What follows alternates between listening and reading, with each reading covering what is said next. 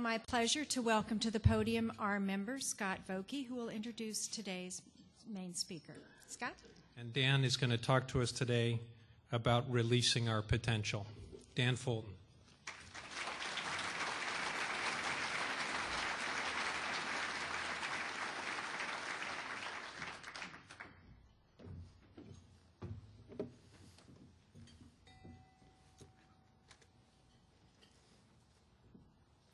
Thanks, Scott. It's a pleasure to be here. This is a great opportunity to speak to this group. The Seattle Rotary is recognized as one of the leading and most respected Rotaries in the entire world. And the relationship with Weyerhaeuser and Rotary goes back to the early days of both organizations. And so I'm pleased to be part of a continuation of that collaboration. In particular, as I start, I'd like to thank Scott Vokey, who's been a dedicated member of this Rotary organization for a number of years. I've had the great pleasure of working with Scott for the last couple of years after I hired him to join me at Weyerhaeuser Real Estate Company as our general counsel. He's a respected and, not surprising to this group, I'm sure, a dedicated member of our team.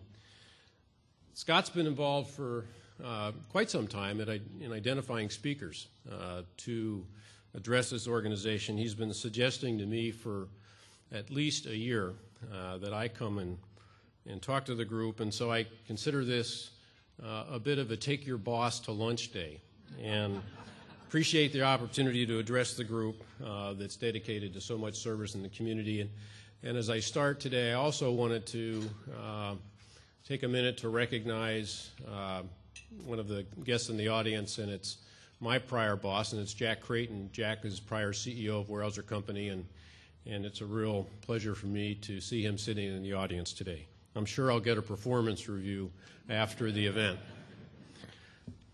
When I accepted this invitation, I promised Scott that my talk would not be an advertorial of Weyerhaeuser. However, I had a recent experience that made me think a bit that a bit of public relations might be in order.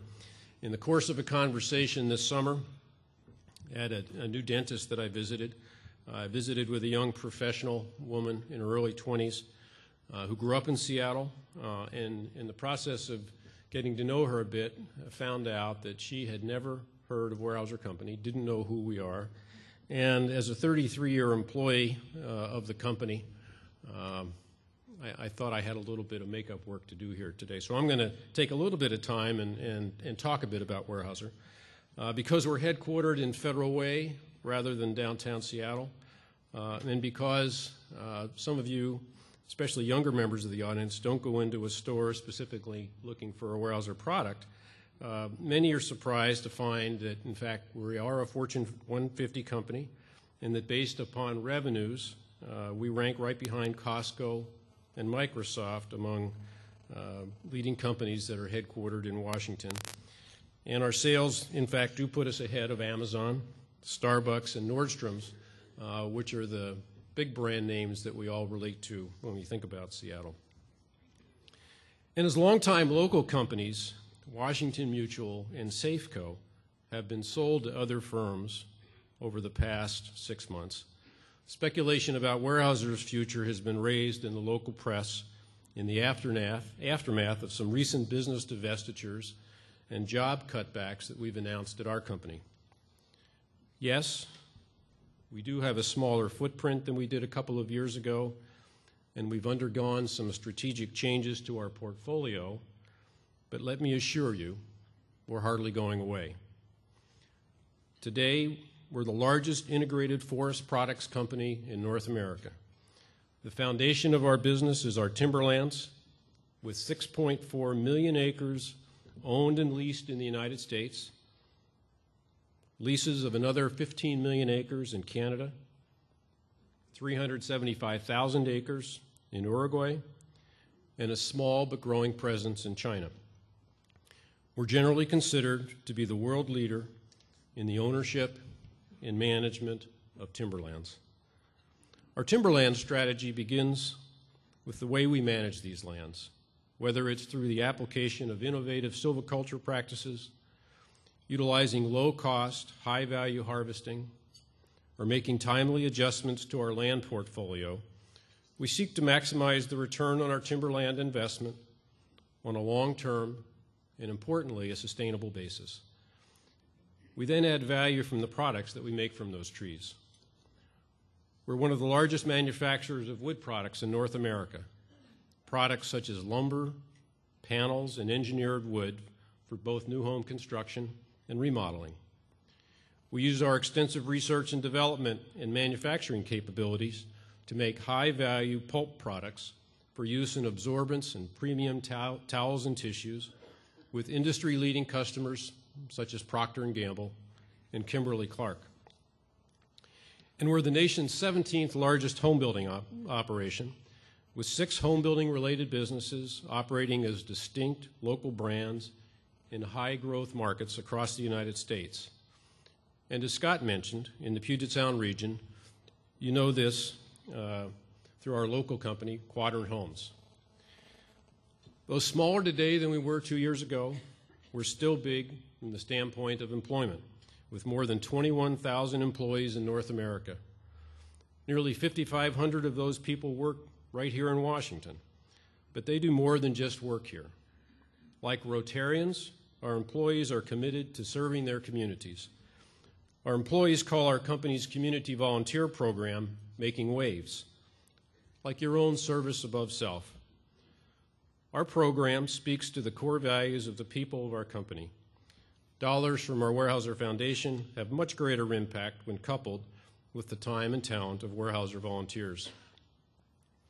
And at the same time, employees who volunteer, as you know, develop skills that are important to their job, increase their professional visibility, and benefit from the opportunities to work together in a setting outside of the normal workplace, helping to remove barriers and build friendships that enhance our overall employment value proposition. In addition to employee volunteerism and matching grants, Weyerhaeuser has donated nearly $20 million over the past 5 years to organizations in Washington, Oregon, and Idaho. Weyerhaeuser people have always been actively involved in our communities.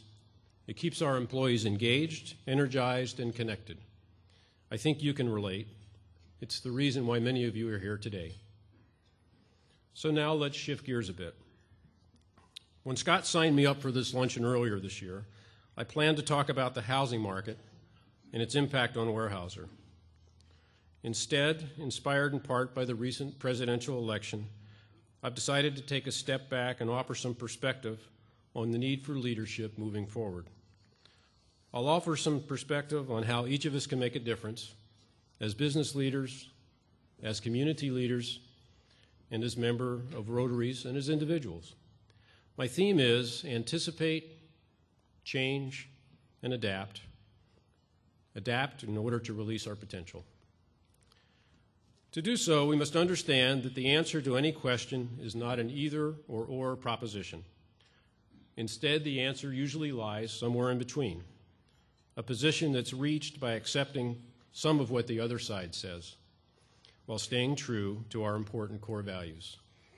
That's not always an easy spot to get to today, because we're surrounded with so many either-or examples. In the recently completed election, states were divided into red and blue on maps, yet most of them were actually a mixture of the two.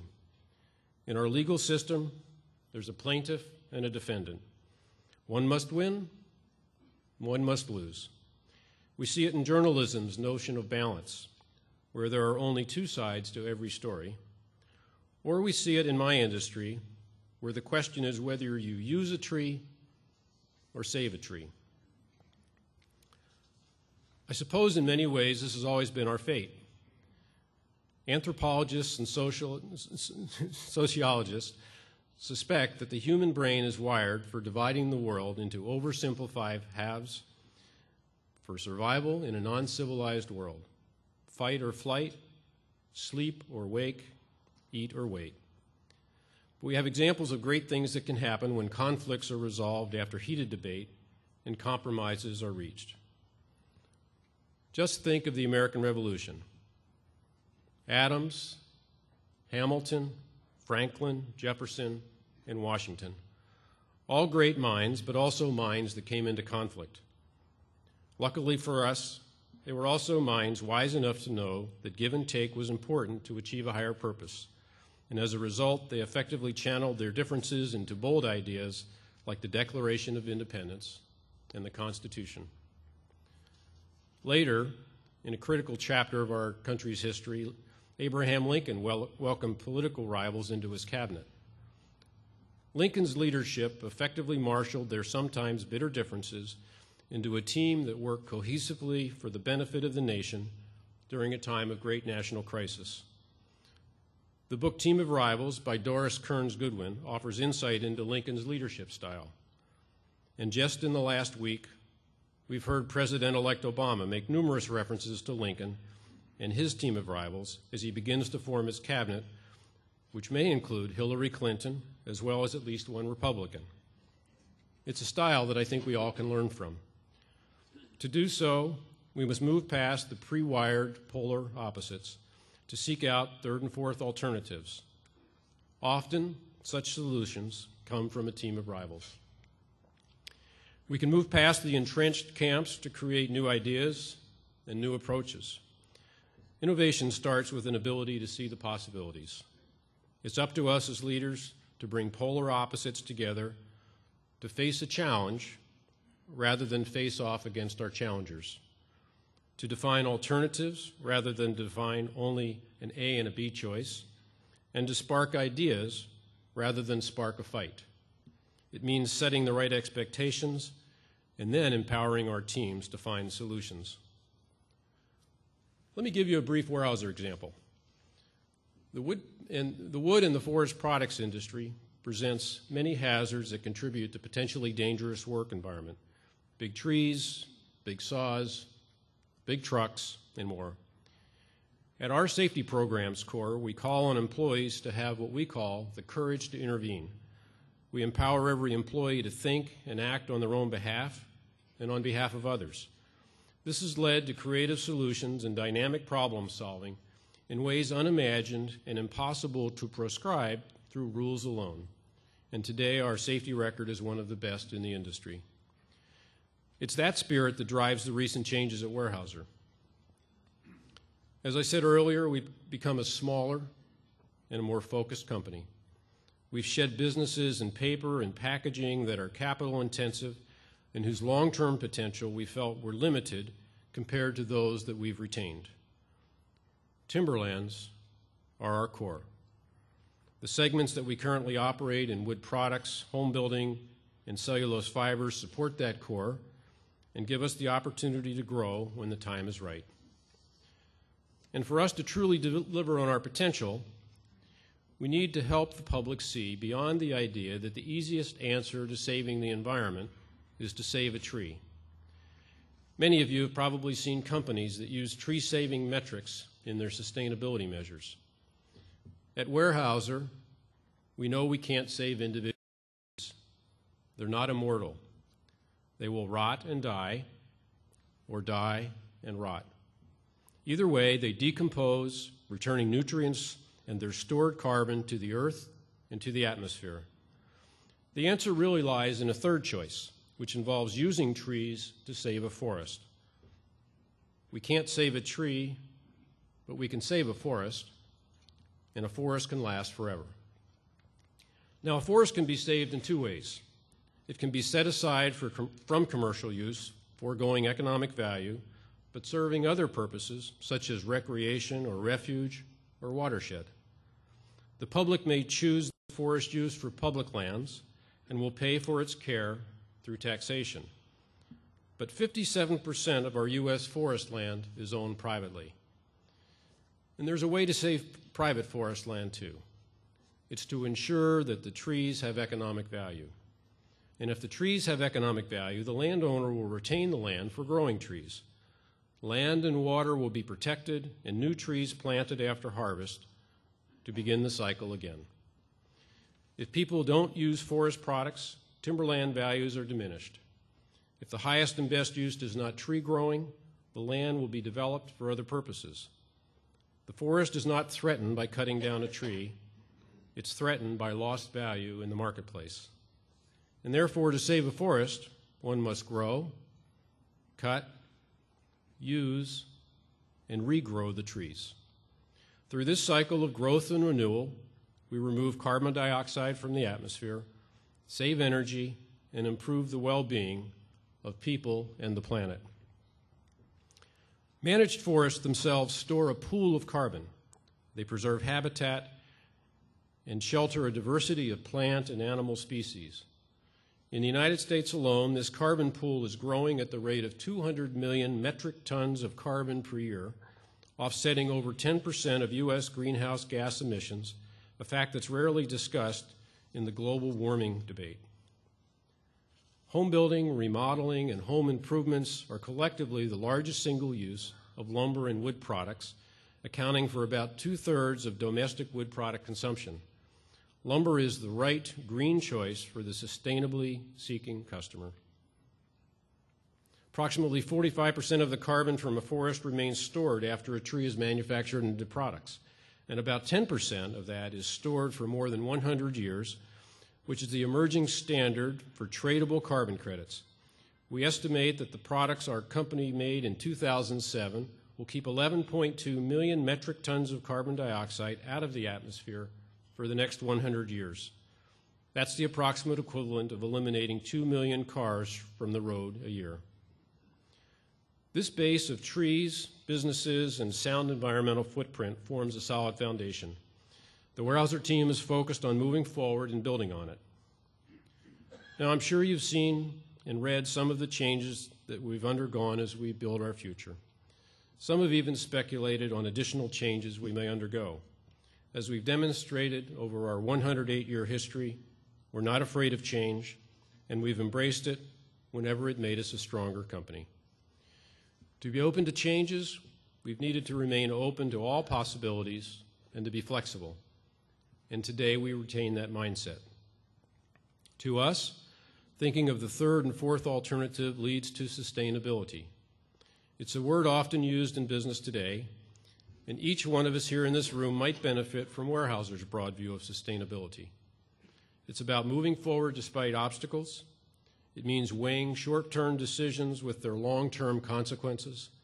It all starts with a vision for what the world can be, and it means standing up for something you believe in. As a highly regulated industry, we do a great deal of work in Washington, D.C.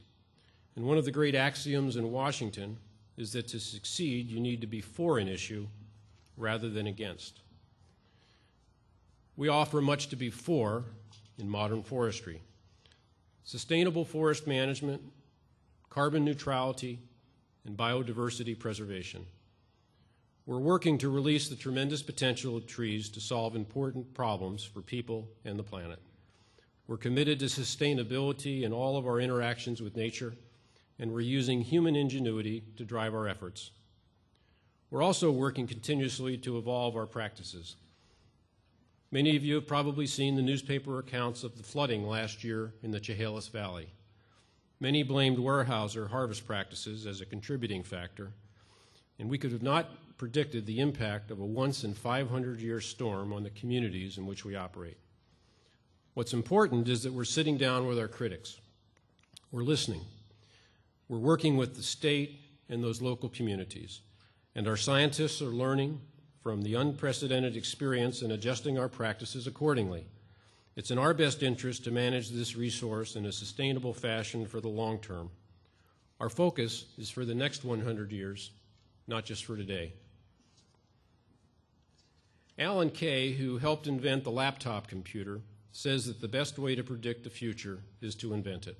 And at Weyerhaeuser, we're excited about the future that we're inventing.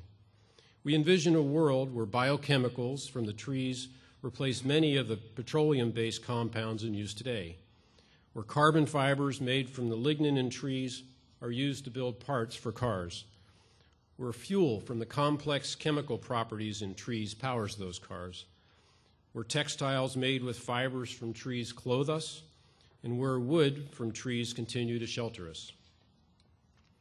In this way, the concept of forest regeneration and renewal spread to a much broader view of how we run our business. For us, sustainability is a holistic view of how we manage our business for the long term. Success measures include a range of metrics from people development and employee diversity to investing in the communities where we operate, to reducing our environmental footprint, ensuring that we are good stewards of our shareholders' investment now and in the future. This broad view of sustainability is essential in making any decision at Weyerhaeuser. It's about prudent management for the long term. It's about ensuring that short-term profit doesn't have a detrimental impact on long-term prosperity, and it's about moral and principled decision-making. It all starts with a vision for what the world can be, and we've been recognized for this commitment as the only forest products company in the country to be included in the Dow Jones Sustainability Index. Yes, our nation's current economic challenges are tremendous and unprecedented, but we're confident that the economy will recover, and based on population growth and the creation of new households, the long-term fundamentals are sound for our businesses. So it's with a sense of optimism that I'd like to leave each of us with today. We're all capable of rising to the challenge in front of us. To do so, we must move past the polarizing dichotomies of oversimplification. We must all work hard to release the potential in ourselves and each other.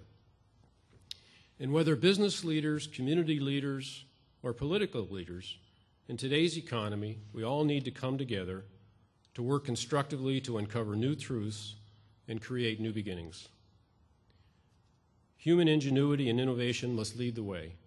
That means focusing on results and channeling our differences into creative solutions that would make our nation's founders proud. I'm confident that my colleagues at Weyerhaeuser are up to the task, and I'm equally confident in our friends here at the Seattle Rotary. Thank you very much. Appreciate your time, and I'd be happy to entertain questions.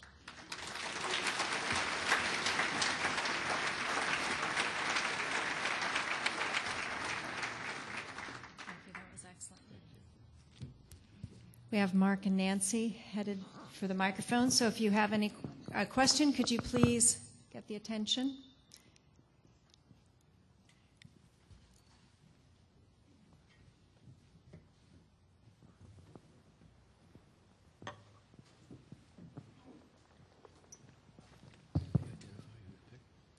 Your company has always been very supportive of family tree farms. Would you support a law to move the minimum state requirement from 20 acres down to 10 acres or 5 acres for family tree farms? You know, I don't have a good answer for that. We are huge supporters of family tree farms. And rather than my giving you a quick off-the-cuff answer, I've got Ernesta Ballard, who's our Senior Vice President for Public Affairs here. She'll be sure that we have an official response for you, and we'll get back to you. But all right, here's Ernesta. Stand up. Okay. And we'll get that answer on our website, all right?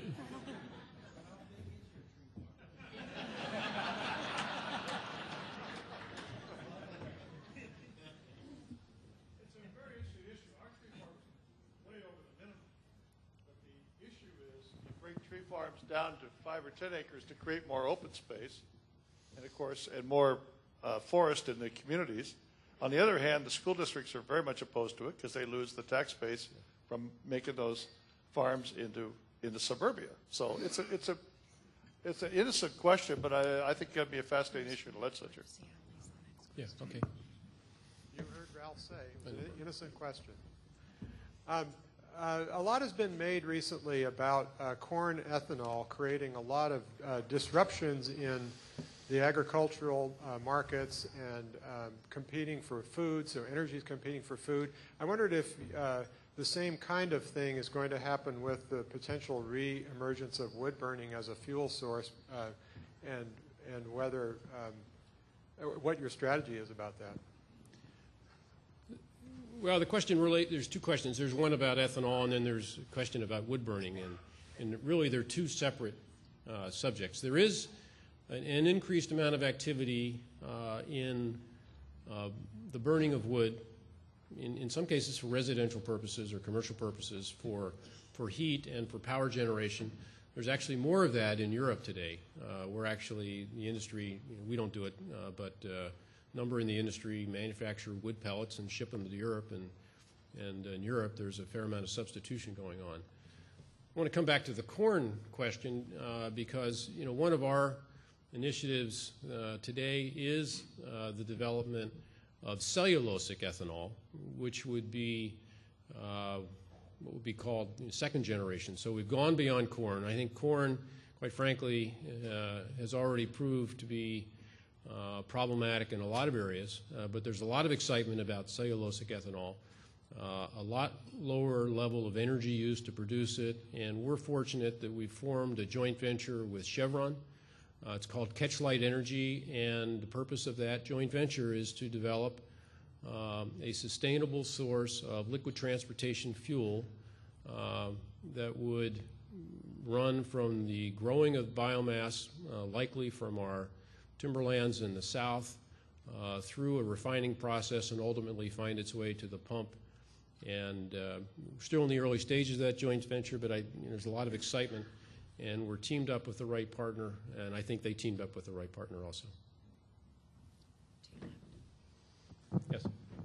You're doing a fantastic job in helping the tree management in this country. But as I see around the globe, particularly in Africa, there is such a loss and degradation of forests. What is your company doing to help some of those countries and perhaps being the globe savior?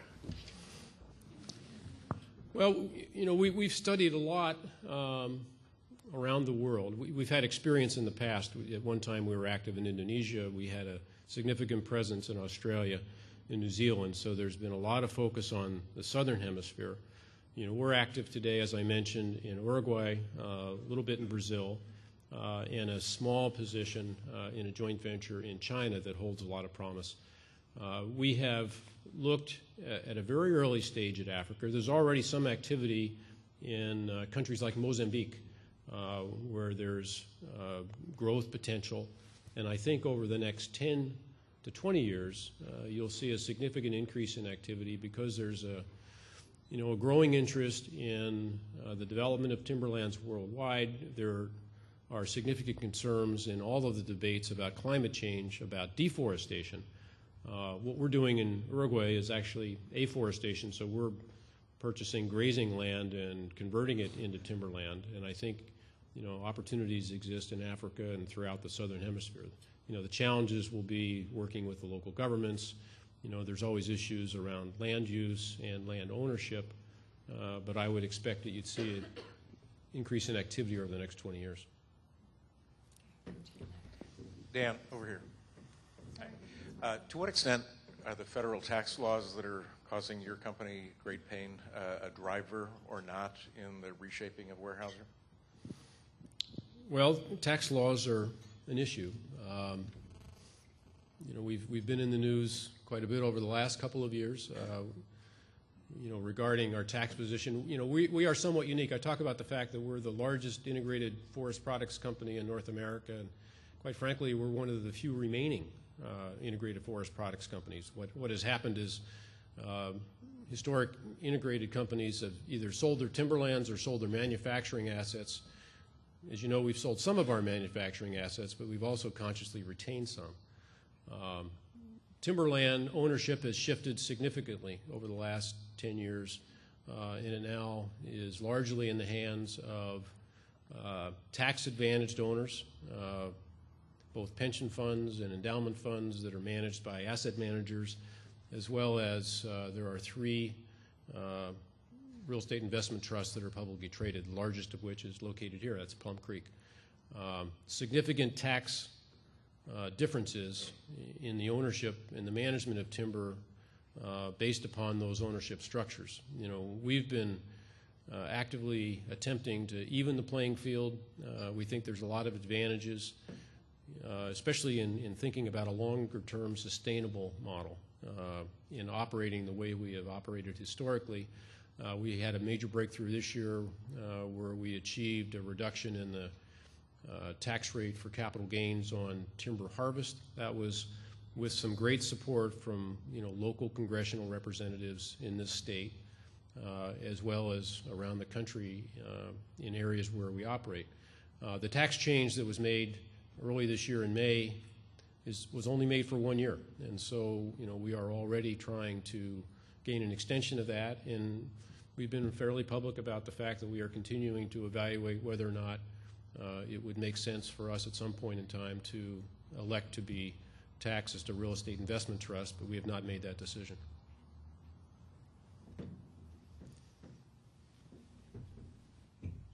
One more. A cooperative approach towards finding common ground on many matters is productive, but matters of principle can't be compromised. They can only be contested. Could you tell us a little bit about what you see as the rules of engagement on those matters of principle that have to be fought out? Well, there are times when we get involved in litigation, in managing our properties. Rules of engagement for us would be that we, respect all parties, that we are as transparent as possible. We bring what we think is good science to the process, and ultimately, if there are issues that need to be adjudicated, sometimes they do have to go to the court system. We do find generally we're better off if we can find middle ground. Historically, practices have changed in the way we operate. I am incredibly proud of the science that we bring to our industry and the history that we have. I talked a little bit about these storms that we encountered last year. I mean, literally, it was a 500-year storm, but we had the data. We had the data and the research from when we originally planted those forests, and what was not shared in the press and certainly in the pictures were that though we had slides on areas that we had logged in that same neighborhood and vicinity in the forests in southwestern Washington, there were similar slides that took place on slopes that were forested, that had not been cut. And so it was a really significant storm. We're learning from it.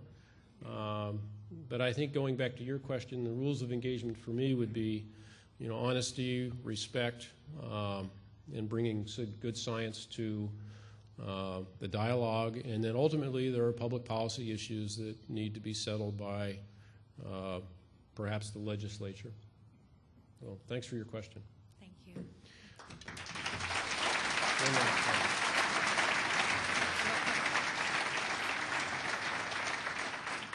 One last comment. I talked a lot about sustainability. We have copies of what I would call the short form for our sustainability report. It's in the back of the room. We didn't bring enough for everybody.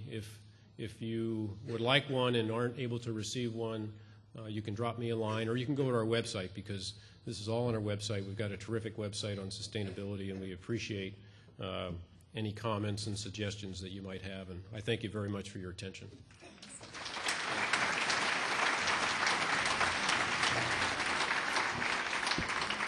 Thank you. It's been said that the true meaning of life is to plant trees under whose shade you never expect to sit. Thank you, Dan, for your leadership and for making sure that the generations in the Northwest will always have the shade of trees to sit beneath. Thanks again to all of the participants in today's program. Special welcome to Sally Kaplan. We're very glad to have you join us. Did you ever read the story, A Tree Grows in Brooklyn, of a family who struggles with poverty and tragedy? But in their midst, in their backyard, was a tree that Betty Smith describes some people call the tree of heaven, because no matter what happens around the tree or even to the tree, it struggles and continues to grow to reach the sky. While most of us are not foresters, and we are certainly grateful to have Weyerhaeuser in our midst, We need to learn from Weyerhaeuser's dedication to the next generation, and we too need to focus on making sure that we help our children as they struggle to reach the sky through our work with family services and to all of the agencies that we support and that we care so much about. Next week, the 26th of November, we are at the Sheraton, and we will welcome back to our podium Alan Mulally. You might remember 2 years ago, he left the Boeing Company and the Northwest on the very day he was to speak at Rotary in order to lead the Ford Motor Company. So next week, Alan's going to be back for a makeup. Our short program, we will learn about jazz and blues in our schools. And it's really just a coincidence that we are dealing with the blues and the automotive industry and the challenges that they face.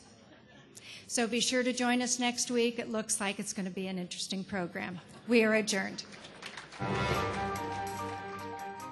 Seattle Rotary Online is made possible in part by a grant from First Choice Health, working with the Washington Health Information Collaborative to use technology to bring better health care to patients throughout the Pacific Northwest. First Choice Health.